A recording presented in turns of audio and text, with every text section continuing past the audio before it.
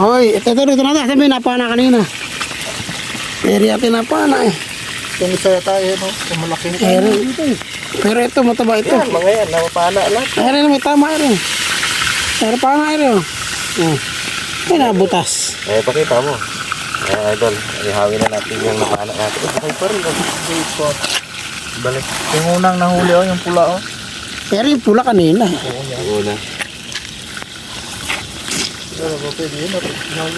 Ano ba yan natin? Pero ito sa lalaki na to, ito lang ang masarap eh. Haba pala ng Ito, itong dalawa lang na ito.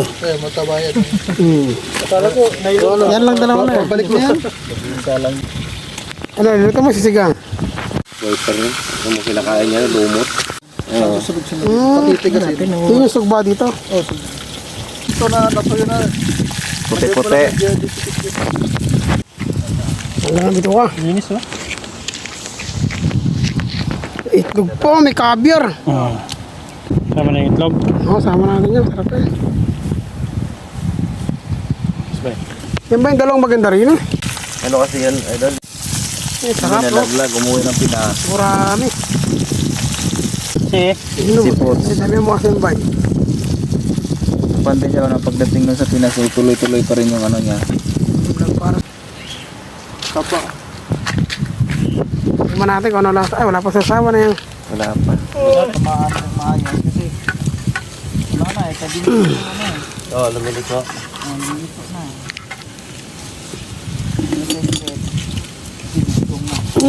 Po, sarap na rin. Tsura na rin. Asin.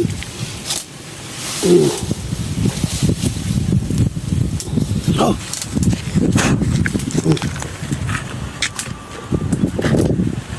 Ang mukha sa Pilipinas? Lasa lang din. Yung kalasa lang din. Pero wala ganyan kalalaki sa Pinas. May lasa na.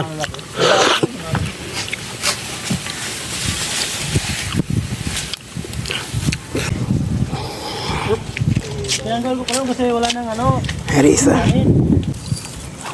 Uy, sarap lang. Yan ang problema pagka malaki, hindi naluluto yung loob.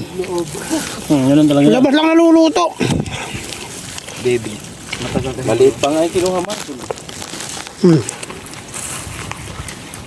Tamis?